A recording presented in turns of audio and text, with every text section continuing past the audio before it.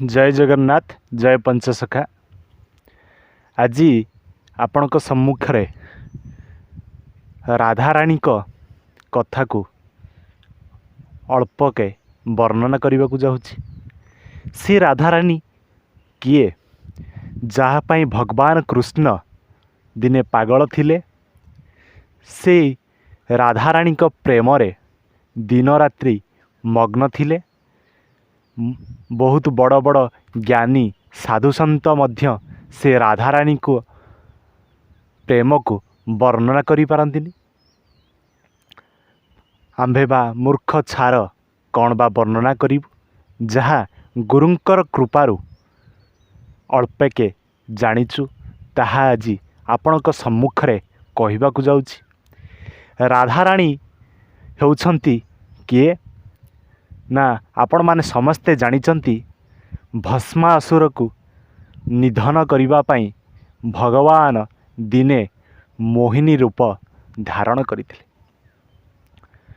जेउ मोहित रूप को देखी देवता देवी आदि समस्ते स्वर्गर मोहित हो जाउथिले। जेउ रूप को देखी सी होउची कहा रूप ना मोहिनी रूप अर्थात राधाराणी को रूप। चंद्र इंद्र आदि देवता भाबुथिले मने मने एते सुंदर नारी आम घरर घरणी होंता कि। सही जगारे केवल सूर्यदेव भाबिथिले कौन ना तांकु झियो रूपरे पाइबा पाई। भगवान जानी फरिथिले सूर्यदेवंकर मनर कथा जानिपारी कहिथिले दिने मर्त्य मंडल रे जन्म नेबे आपण। मु आपणकर कन्या रूपरे जन्म नेबी। वृषभानु जेमा बोली मते समस्ते जानिबे बा चिन्हिबे। यही कृष्ण जदि होंती शरीर राधा होचंती तांकर प्राण प्राणात्मा कहले भी कम नुहे। यही राधाराणी संपर्क रे महापुरुष पंचसखा माने कौन बा वर्णना करि जाइचंती अल्पके आपणक सम्मुख रे आज कहबाकू जाउछि। ये राधाराणी किए ना राधा कहले आमे कौन बुझंती तांकु महापुरुष पंचसखा शरीर तत्व रे बुझेकी सुंदर भावरे कहिगले। कले राधा बोली जान रे जे तू ही पवन सूत्र रे चिन्ह। बार बारण जे 22 परे जे अक्षर दुई जे गुप्त। नाम ब्रह्म जे कही नाम ब्रह्म जे कही से नाम ब्रह्मटी राधा अटई। नाम ब्रह्म जे कही नाम ब्रह्म जे कही। कहले जेउ नामर ब्रह्म को कृष्ण निजे मर्त्य मंडल रे आसी जपुथिले से नाम होची कौन ना राधा। यार भित्री कथा आज्ञा बहुत गहन तत्व गोटे अच्छी। गुरु आश्रित हेले गुरुंक पाखरु नाम ग्रहण कले जाइकी बुझी पारिबे। जे पर्यंत नाम ग्रहण करिनाती बुझी पारिबे ना। केवल गुरु आश्रित लोक माने जो माने ये भिडियोटी देखुचंती सही माने बुझी पारिबे ठोरई पारिबे। किंतु नाम ताकू उल्टै देने मना। सी होउचंती निजे राधा महापुरुष ताकू कहउचंती। कहले से कौन कहले षड़ चक्र तोर षढ़रंध्र कही मोहन अवंशी जे देह। अज्ञम थाइण कृष्ण जे फुकंती शरीर मध्य जे देही। रास चालिछि नित्य रास चालिछि रास। शुण रे बरज सुत प्रमाण चाली अच्छी जे रास बाबू चालिछि रास। ये रास चली ये शरीर मध्य ଯେଉଁ ରାସ ଚାଲିଛି ସେ କ'ଣ ନା ନିତ୍ୟ ରାହାସ ଚାଲିଛି। ସେ ରାଧାରାଣୀ କ'ଣ ନା ନିଜେ ଅଧମାତ୍ରା। ଏଠି ମହାପୁରୁଷ କହିଲେ କ'ଣ କହିଲେ ଅଧମାତ୍ରା ପରେ ବିନ୍ଦୁ ବ୍ରହ୍ମ ଯେହି କୃଷ୍ଣ ଅଟନ୍ତି ଯେ ସେହି। ଅଧମାତ୍ରା ଯେହି ରାଧା ନାମ ତହିଁ ଜାଣରେ ବ୍ରଜରେ ତୁହି।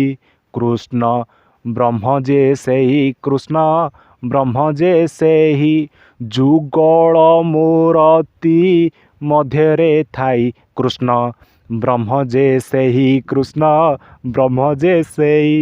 ପ୍ରଭୁ ହେ ଠାକୁରେ ତୁମେ ପୁରା ଯୁଗଳ ମୂରତିରେ ଅଛ। କେଉଁଠି ନା ଏଇ ଘଟ ମଧ୍ୟରେ ଅଛ ପ୍ରଭୁ। ମୁଁ କେତେ କୁଆଡ଼େ ପ୍ରଭୁ ଖୋଜି ସାରିଲିଣି, ହେଲେ ତୁମେ ଏଇଠି ଅଛ ମୁଁ ପ୍ରଭୁ ଜାଣିପାରିଲିନି। ମୋ ପାଖରେ ସେ ଜ୍ଞାନ କାହିଁ, ସେ ଭକ୍ତି କାହିଁ ବା ଜାଣିବି ପ୍ରଭୁ। ସେ ପାଇଁ ତୁମେ ଏଇ ଯୁଗଳରେ ଅଛ ପ୍ରଭୁ, ଏଇ ଘଟ ମଧ୍ୟରେ ଅଛ। ତୁମେ ତ ସବୁଠାରେ ଅଛ, ଏହା ସତ୍ୟ, କିନ୍ତୁ ମୋରି ପାଶେ ଥାଇ ମୁଁ ଜାଣିପାରିଲିନି। ଯେମିତି କସ୍ତୁରୀ ମୃଗର ନାଭିରେ କସ୍ତୁରୀ ଥାଏ, ସେ ବୁଲି ଥାଏ କେଉଁଠି ସୁବାସିତ ବାସନା ଆସୁଛି, ସେ କ'ଣ ଜାଣି ନପାରି ଭ୍ରମି ଭ୍ରମି ଲାଷ୍ଟକୁ ଶିକାରୀ ହାବୁଡ଼ରେ ପଡ଼ିଯାଏ। ଶିକାରୀ ତାକୁ ମାରିକି ତା ନାଭିରୁ କସ୍ତୁରୀ ନେଇଯାଆନ୍ତି। ଠିକ୍ ସେଇଭଳି ଆମେ ମୃଗ ପରି ହେଇଯାଇଛନ୍ତି। ଆମେ ଭାବୁଛନ୍ତି କେଉଁଠି ଅଛନ୍ତି ମୋ ପ୍ରଭୁ, କେଉଁଠି ଅଛନ୍ତି। ପ୍ରଭୁ ସବୁଠାରେ ଅଛନ୍ତି ଆଜ୍ଞା, ନିଜ ପାଖରେ ଜଡ଼ିତ ହେଇକି ଅଛନ୍ତି। ସିଏ ଅଛନ୍ତି ବୋଲି ଏ ଶରୀରରେ ଏତେ ସୁନ୍ଦର ବାକ୍ୟ କହୁଛି। ଏ ବାକ୍ୟ କହୁଛି କିଏ? ମୁଁ କହୁଛି? ମୁଁ ବୋଲି ଗୋଟେ ଶବ୍ଦ କିଛି ଅଛି କି? ନା, ସିଏ କହୁଛନ୍ତି। ଏ ବାକ୍ୟ କହୁଛନ୍ତି କିଏ? ନା ସିଏ କହୁଛନ୍ତି। ଏ ହାତଟା ଉପରକୁ ଉଠୁଛି, କାହା ଦ୍ୱାରା ଉଠୁଛି? ତାଙ୍କର ଶକ୍ତି ବଳରେ ଏ ହାତଟା ଉପରକୁ ଉଠୁଛି। ଇଏ ଜିଭା କେଡ଼େ ସୁନ୍ଦର କଥା କହିପାରୁଛି, କାହା ଶକ୍ତି ଦ୍ୱାରା? ତାଙ୍କର ଶକ୍ତି ଦ୍ୱାରା କହୁଛି। ଯଦି ସବୁ ଅଛି, ଆଖି ଅଛି, ପାଟି ଅଛି, କାନ ଅଛି, ନାକ ଅଛି, ସବୁ କିଛି ଆଜ୍ଞା ଅଛି। ଯେତେବେଳେ ଶରୀରରୁ ଚାଲି ଯାଉଛି ସେ ସତ୍ୟ, ସେ ଯେତେବେଳେ ଜୀବ ପରମଙ୍କର ଲୀଳା ଯେତେବେଳେ ଚାଲିଛି, ଇଏ ଘଟୁ ଯେତେବେଳେ ପରମ ପଳେଇ ଯାଉଛନ୍ତି, ସେତେବେଳେ କ'ଣ ନା ଯିଏ ଜୀବଟା କେତେ ହିନିମାନି ହେଇ ଶବ ବୋଲି ସମସ୍ତେ କହୁଛନ୍ତି ଆଜ୍ଞା। ସିଏ ପରମ ପୁରୁଷକୁ ଦିନେ ଆମେ କ'ଣ କଲେ ନା ଚିହ୍ନିଲେନି।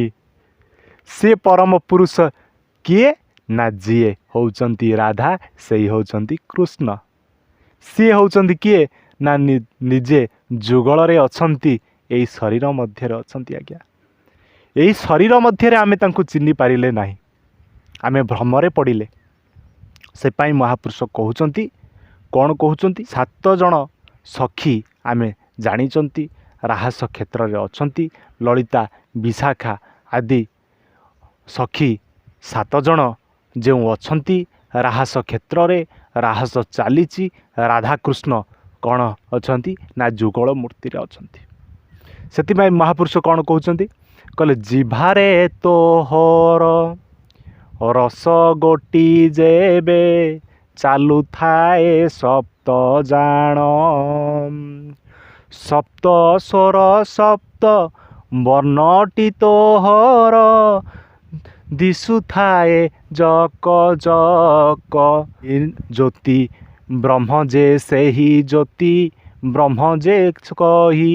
କୃଷ୍ଣ ବ୍ରହ୍ମ ଯେବେ ଅଛନ୍ତି ରହି। ଜ୍ୟୋତି ବ୍ରହ୍ମ ଯେ ସେହି ଜ୍ୟୋତି ବ୍ରହ୍ମ ଯେ ସେହି। ଗୋଟିଏ ଜ୍ୟୋତିର ଶିଖାରେ ଆଜ୍ଞା 7ଟି ଆଲୋକ ଦିଶେ। ସେ 7ଟି ଆଲୋକ ହେଉଛନ୍ତି କିଏ?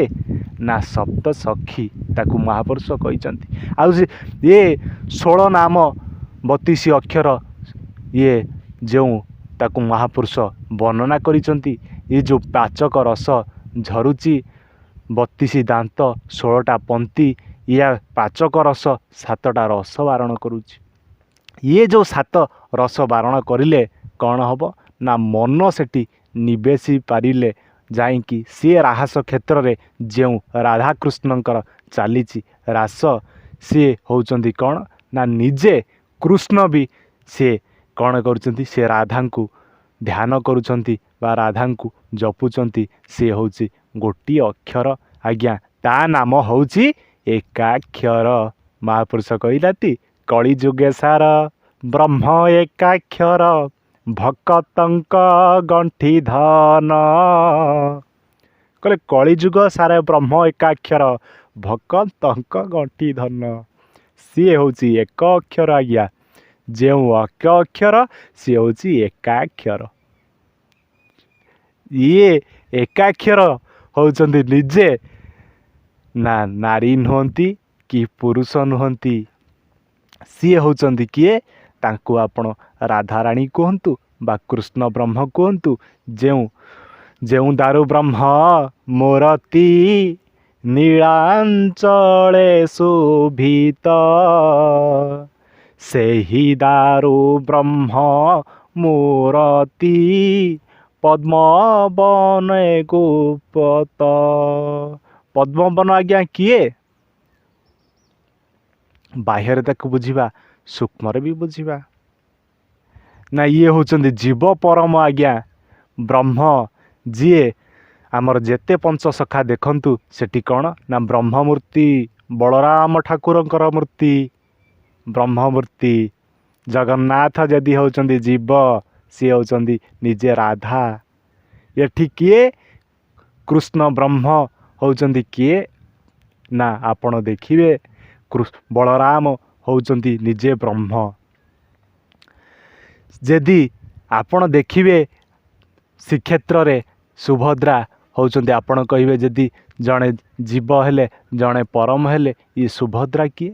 ଇଏ ହେଉଛନ୍ତି କ'ଣ ନା ସ୍ୱୟଂ ମହାଶୂନ୍ୟ ଭେଦ ତତ୍ତ୍ୱ ଆପଣ ଜାଣିବେ। ତାକୁ ପୁଣି ଆପଣ ଓଲଟେଇ ଦେଇକି ବୁଝନ୍ତୁ। ଜଣେ ଜୀବ, ଜଣେ ପରମ, ଆଉ ଜଣେ ହେଉଛନ୍ତି କ'ଣ ନା ନୁହନ୍ତି ସେ ସ୍ତ୍ରୀଲିଙ୍ଗ, ନୁହନ୍ତି ସେ ପୁର୍ଲିଙ୍ଗ, ନା ସେ ଜୀବ ନା ସେ ପରମ। ସିଏ ହେଉଛନ୍ତି କିଏ? ନା ହେଉଛନ୍ତି ସିଏ ଜଗନ୍ନାଥ। ଆପଣ ହେଉଛନ୍ତି ଏକ ବ୍ରହ୍ମ। ସିଏ ହେଉଛନ୍ତି କିଏ? ତାଙ୍କୁ ହେଉଛନ୍ତି ରାଧା। ସିଏ ହେଉଛନ୍ତି କିଏ? ନା ସିଏ ହେଉଛନ୍ତି କୃଷ୍ଣ। ଆକୁ ବୁଝିବା ଆଜ୍ଞା ସହଜ ସୂକ୍ଷ୍ମ କଥା ନୁହେଁ।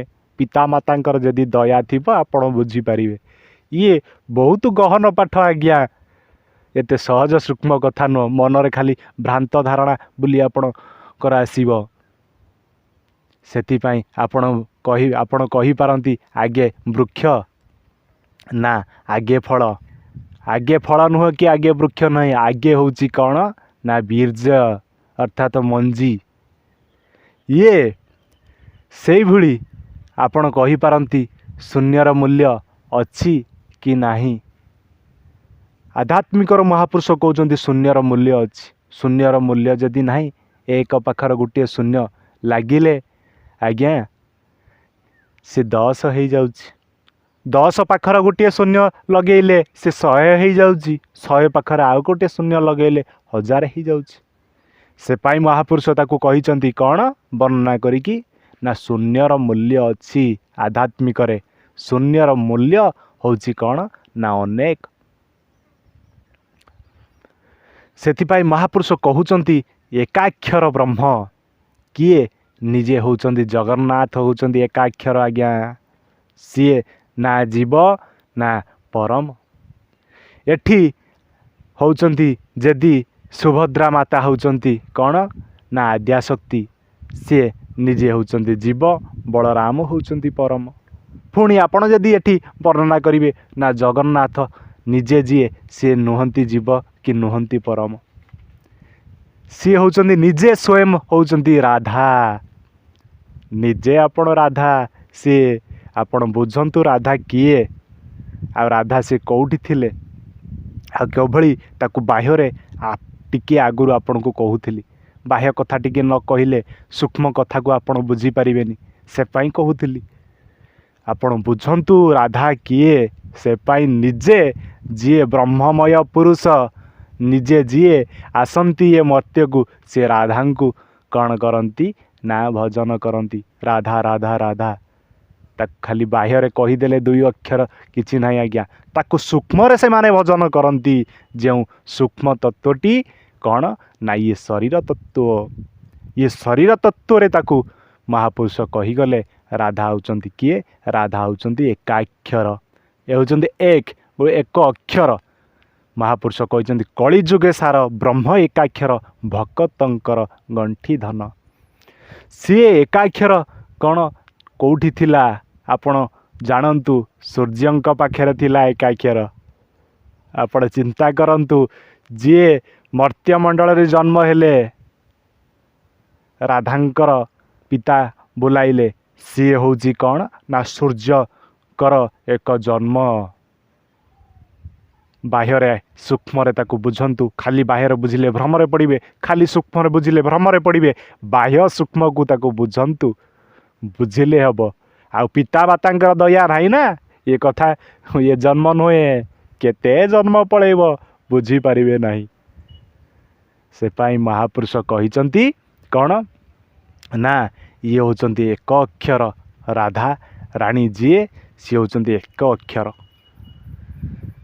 आज पाई तो एतिकी केमिति लागिला ये राधा रानीकर संपर्क जो अल्प के समय मध्य कौन बा वर्णना करमी अवर्णिका पुरुष को किए कौन केबे वर्णना करिलानी जहाँ कहली निज गुणर क्षमा देवे जदि त्रुटि थिबो। जय जगन्नाथ जय पंचसखा हरि हरि बोलो हरि हरि बोलो हरि हरि बोलो।